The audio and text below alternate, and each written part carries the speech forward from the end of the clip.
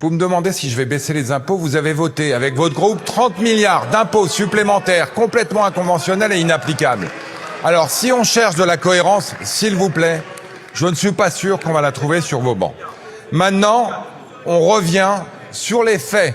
Vous m'avez interpellé sur les défaillances d'entreprises. Est-ce que vous savez, monsieur le député, parce que j'ai eu beaucoup de questions là-dessus, donc il est temps qu'on parle de chiffres objectifs.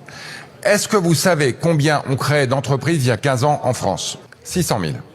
Est-ce que vous savez combien on crée d'entreprises en France aujourd'hui?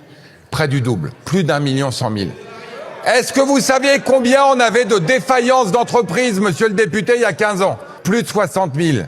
Autant qu'on en a maintenant. On crée 2 fois plus d'entreprises. On a autant de défaillances. Ça veut dire quoi, monsieur le député?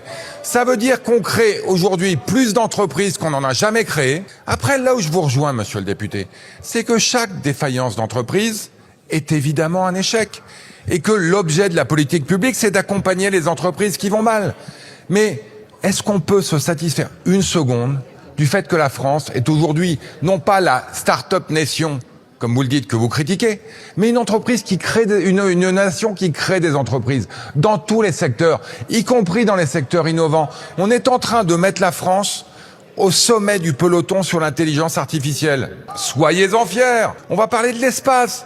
On va parler des technologies, on parle même de l'automobile électrique, on en a parlé tout à l'heure. Alors oui, chaque entreprise en difficulté, et vous en avez dans votre département, est une situation qu'on doit regarder de près, notamment en sauvant les salariés.